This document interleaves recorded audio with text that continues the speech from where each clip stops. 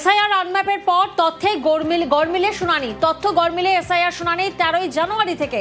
সোমরাজ প্রতিনিধি আমাদের সঙ্গে রয়েছেন। সোমরাজ, সিইও দফতর থেকে ঠিক কি নোটিশ ইস্যু করা হয়েছে?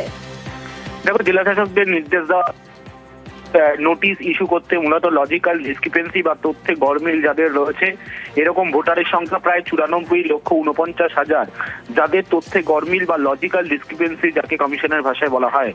লজিক্যাল ডিসক্রিপেন্সির জন্য জাতীয় নির্বাচন কমিশনের তরফে একাধিক ক্যাটাগরি করা হয়েছে। রাজ্যের মুখ্য নির্বাচনী আধিকারিকের তরফে জেলা শাসকদের যে নির্দেশ দেওয়া হয়েছে সেখানে বলা হয়েছে লজিক্যাল ডিসক্রিপেন্সির মধ্যে কোনো ক্যাটাগরি নয়, প্রত্যেকটি ক্যাটাগরির জন্য নোটিশ ইস্যু করতে হবে। যদি সেক্ষেত্রে দেখা যায় যে বানানে ভুল রয়েছে, সেক্ষেত্রে কি করা হবে, বানানে যাদের ভুল রয়েছে সেটা পরবর্তী সময় জানিয়ে দেওয়া হবে। কিন্তু লজিক্যাল ডিসক্রিপেন্সির নোটিশ আজ থেকেই ইস্যু করতে হবে। আগামী 13ই জানুয়ারি থেকে এই লজিক্যাল ডিসক্রিপেন্সির যারা রয়েছেন তাদের শুনানি প্রক্রিয়া শুরু হবে, অর্থাৎ আজ থেকে 7 দিন বাদে। কারণ তুমি জানো, কমিশন যে নোটিশ ইস্যু করে তারপরে 7 দিন সময়সীমা দেওয়া হয় তাকে শুনানিতে আসার জন্য। ফলত তাকে মাথায় রেখেই 13ই জানুয়ারি থেকে লজিক্যাল ডিসক্রিপেন্সির আওতায় যারা রয়েছেন, যাদেরকে আজ থেকে নোটিশ ইস্যু করা হচ্ছে, তারা 13ই জানুয়ারি থেকে শুনানি কেন্দ্রে আসবেন। অর্থাৎ রাজ্য জুড়ে যে প্রায় 94,49,000-এরও বেশি ভোটার যারা লজিক্যাল ডিসক্রিপেন্সির আওতার মধ্যে রয়েছেন, আনম্যাপ ভোটারদের তালিকার বাইরে, তাদেরকে এই শুনানির নোটিশ আজ থেকেই ইস্যু করার নির্দেশ দেওয়া হলো। ইতিমধ্যেই কয়েকটি জেলায় ইস্যু করার প্রক্রিয়াও শুরু হয়েছে। বেশ।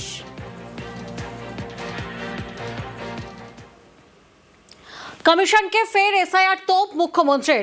কমিশনের কাজ ভুলে ভরা বলে সরব মমতা বন্দ্যোপাধ্যায়। মানুষের হয়রানি নিয়ে কমিশনকে নিশানা। এসআইআরে বিজেপির আইটি সেলকে ব্যবহারের অভিযোগ। কমিশনের পদক্ষেপ অসাংবিধানিক বলে দাবি করা হয়েছে। এসআইআর এর ব্যাপারে আমি সবাইকে বলবো, ভুল ভাল করছে ইলেকশন কমিশন।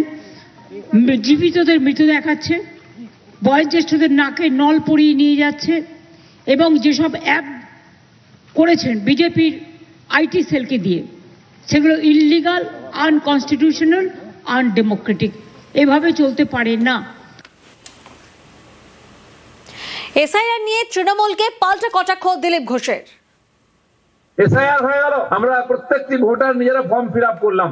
আর একজন মমতা বড় ঠাকুর আছেন, গুরুমা, তিনিও মিথ্যা কথা বলছেন, লোককে প্রতিশ্রুতি দিয়েছেন যে সিএ তে ফর্ম ফিল আপ করবেন না, এসআইআর ফর্ম ফিল আপ করবেন না। আপনার মেয়ে এমএলএ, আপনারা ফর্ম ফিল আপ করেছেন কিনা? আপনারা করবেন, ভোটার হবেন, ভোট লড়বেন, এমএলএ এমপি হবেন। আর গরিব জনতা তারা ভোটারও হতে পারবে না। আর টিএমসির নেতাদের মা বাপরা কোনোদিন মরে না, ভোট দিয়েই যায়। তার ভাইরা কি বলেছিল, যে ভোটার বাদ দেবে বিহারে তার হাত কেটে দেবো। কয়জনের হাত কেটেছে? এক গোছা চুলো কাটতে পারোনি। কি বলছিল বিজেপির লোকেরা? গাছে বেঁধে দেবো। কাকে বেঁধেছো? কিচ্ছু করতে পারবে না, আঁটি বাঁধতে পারবে না তোমরা। যেই 58 লক্ষ বাদ গেছে, উনি হাড় পাঁজর বেরিয়ে গেছে। দিদি বুঝতে পেরেছেন সময় খারাপ। আরো যদি 10, 20, 50 লক্ষ বাদ যায়, 1 কোটি হলে তো গেল। সুপ্রিম কোর্টে চলে যাচ্ছেন। খেলার নাম বাবাজি। ভাইপো তো তা না, দিল্লি পর্যন্ত চিৎকার করছেন আর রাস্তায় গড়াগড়ি দিচ্ছেন। শেষে দেখুন কেউ শুনছে না। এখানে এসে বলছে, জানেন ইলেকশন কমিশন আমাকে আঙুল দেখিয়েছে। তুমি সকাল বিকাল আমাদের কাঁচকলা দেখাবে, আর তোমাকে আঙুল দেখিয়েছে। খুব কষ্ট হয়েছে। দলের সক্রিয় হওয়ার পর দিলীপ ঘোষের প্রথম জনসভা নদিয়ার রানাঘাটে। রাজ্য সভাপতি সমীক ভট্টাচার্যের সঙ্গে সুর চড়ালেন, আক্রমণ শোনালেন দিলীপ ঘোষ। আর তিনি জানিয়ে দিলেন মন্ত্রী হতে চান।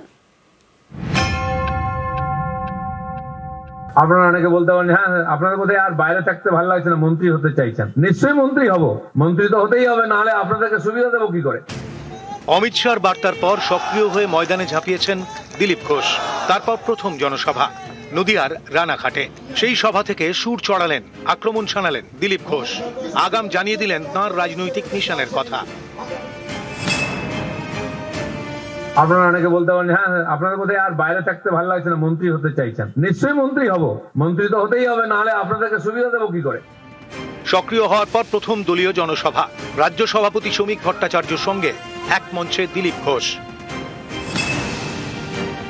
দিদি বুঝতে পেরেছেন সময় খারাপ। আরো যদি 10, 20, 50 লক্ষ বাদ যায়, 1 কোটি হলে তো গেল। সুপ্রিম কোর্টে চলে যাচ্ছেন। খেলার নাম বাবাজি। ভাইপো তো তা না, দিল্লি পর্যন্ত চিৎকার করছেন আর রাস্তায় গড়াগড়ি দিচ্ছেন। শেষে দেখুন কেউ শুনছে না। এখানে এসে বলছে, জানেন ইলেকশন কমিশন আমাকে আঙুল দেখিয়েছে। তুমি সকাল বিকাল আমাদের কাঁচকলা দেখাবে, আর তোমাকে আঙুল দেখিয়েছে। খুব কষ্ট হয়েছে। দিদিমণির যে ভবানীপুর থেকে যেতেন, সেখানে 44,500 নাম বাদ গেছে।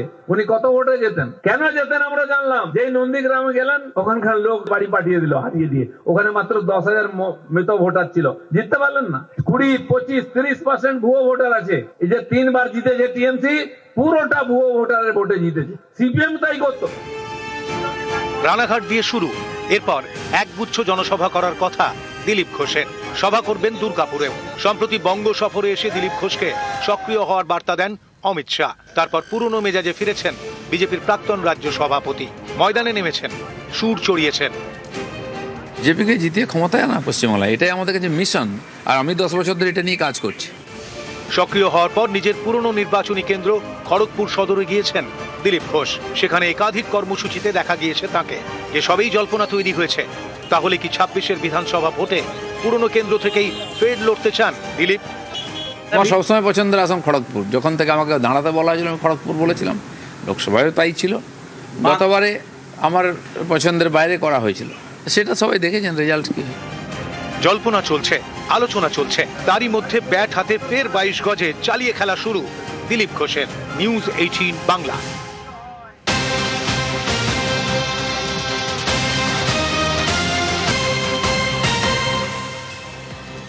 ফের বঙ্গে প্রধানমন্ত্রী। 17 জানুয়ারি রাজ্যে প্রধানমন্ত্রী। 2 জেলায় সভা করবেন নরেন্দ্র মোদী। মালদা এবং হুগলিতে পরিবর্তন সংকল্প সভা।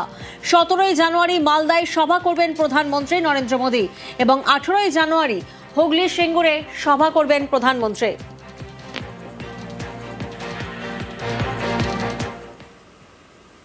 হাতিয়ার বঞ্চনার অভিযোগ। রামপুরহাটে বিজেপির বিরুদ্ধে সরব অভিষেক। 26-এর টার্গেট 250 সিট। 250 আসনে তৃণমূলকে জেতাতে হবে, না হলে যে দল 70টা আসন নিয়ে একটা গরিব ছেলেকে চিকেন প্যাটিস বিক্রি করে বলে মারছে, সেই দল যদি ক্ষমতায় থাকে তাহলে আগামী দিনেরা কি অবস্থা করবে বাংলার খালি একবার ভেবে দেখুন। 70টা আসন পেয়ে যদি বিজেপি আপনার রাস্তার টাকা, আপনার জলের টাকা, আপনার 100 দিনের টাকা, আপনার লক্ষ্মীর ভান্ডার বন্ধ করতে চায়, তাহলে এই দল যদি বাংলায় ক্ষমতায় আসতো কি বিভীষিকা তৈরি করতো আপনারা খালি একবার ভেবে দেখবেন। তাই এদেরকে শুধু হারানো নয়, শূন্য করতে হবে। 26-এ 50 পেরোবে না তৃণমূল, পাল্টা চ্যালেঞ্জ সুকান্তর। আরে ওদের টার্গেটের কোনো দাম আছে নাকি? তৃণমূল কংগ্রেস এবারে 26-এর নির্বাচনে 50 অব্দি যাবে না, অপেক্ষা করুন, দেখতে পাবেন, মজায় আগে বলে। সোনালী খাতুনের সন্তানের নাম দিলেন অভিষেক। রামপুরহাটের সভা শেষে সোনালীর সঙ্গে সাক্ষাৎ করেন তিনি। হাসপাতালে সোনালীর সঙ্গে দেখা করেন অভিষেক বন্দ্যোপাধ্যায়।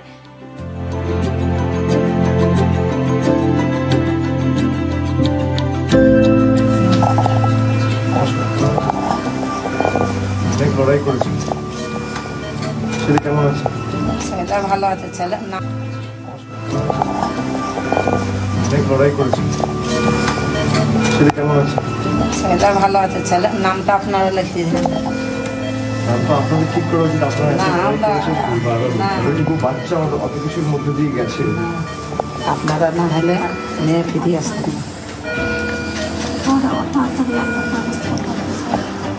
শোনো, আমি একটু দেখছি, আপনি এসব নিয়ে এখন ভাববেন না, শরীর ঠিক করুন, বিশ্রামে থাকুন। ওটা এত কিছুর মধ্যে দিয়ে গেছে, এত কষ্টের মধ্যে দিয়ে, সেরকম একটা নামও রাখা উচিত। এটা এত লড়াই, এই সংগ্রাম, এত প্রতিকূলতা এভাবে হেনস্থা করেছে, মানসিক শারীরিক অত্যাচার তো বটেই। ওর যে পুরো লড়াইটাকে না, সেই লড়াইটা যাতে জাস্টিফাইড হয় এমন একটা নাম দিতে হবে। আপন নামটা হলো আপন, আমাদের আপন বড় করে দিয়েছিল না, আপন ওই নামটা আর আপনি সুস্থ হয়ে তাড়াতাড়ি বাড়ি ফিরুন। আমি একটু দেখছি, তুমি চিন্তা করবেন, ঠিক আছে?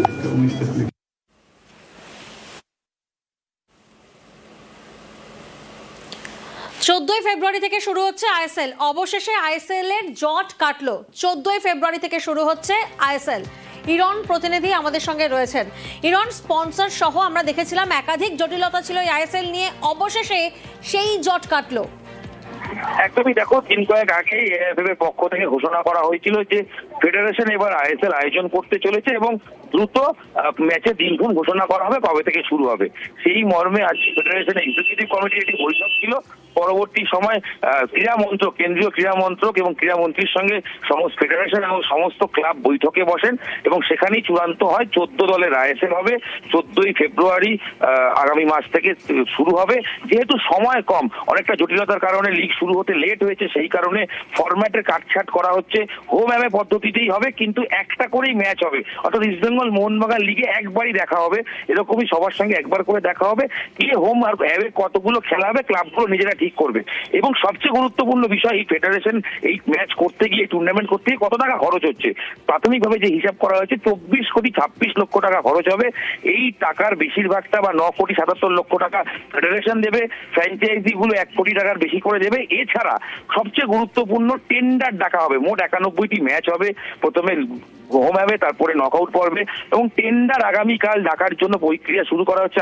আমরা সবাই জানি যে এর আগে টেন্ডার ডাকার কারণে সেই সময় কিন্তু কোনো সংস্থা এগিয়ে আসেনি। তবে কেন্দ্রীয় সরকারের হস্তক্ষেপ হয়েছে বলে ফেডারেশন মনে করছে নতুন কোনো স্পন্সর পাওয়া যাবে এবং সেই মর্মে তারা আগামীকাল সুপ্রিম কোর্টে যাচ্ছেন। টেন্ডারের নিয়ম কিছু শিথিল করে নতুন করে টেন্ডার ডাকা হবে যাতে নতুন স্পন্সরশিপ পাওয়া যায়। সব মিলিয়ে ভারতীয় ফুটবলের আশার আলো। কবে আইএসএল হবে, সর্বোচ্চ লিগ, ফুটবলাররা বারবার চাইছিলেন, তারা ফিফার দ্বারস্থ হয়েছিলেন যে তাদের পায়ে বল কেড়ে নেওয়া হচ্ছে, ক্লাবগুলো প্র্যাকটিস বন্ধ করে দিচ্ছিল। সব মিলিয়ে সেই জট কাটলো।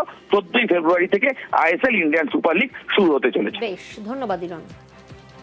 आज सरकार, फुटबॉल फेडरेशन और सभी हमारी 14 क्लब, जिसमें Mohun Bagan, East Bengal, Mohammedan, Inter Kashi, Mumbai, Chennai, Delhi, Bengaluru, Goa, Kerala, Punjab, North East, Jamshedpur और उड़ीसा 14 हमारे फुटबॉल क्लब के प्रतिनिधि के साथ विस्तार से मीटिंग हुई है और हम सब लोगों ने साथ में मिलकर निर्णय करा है कि आईएसएल लीग 14 फरवरी सैटरडे से स्टार्ट होगी और सभी हमारे क्लब उसमें पार्टिसिपेशन करेगी।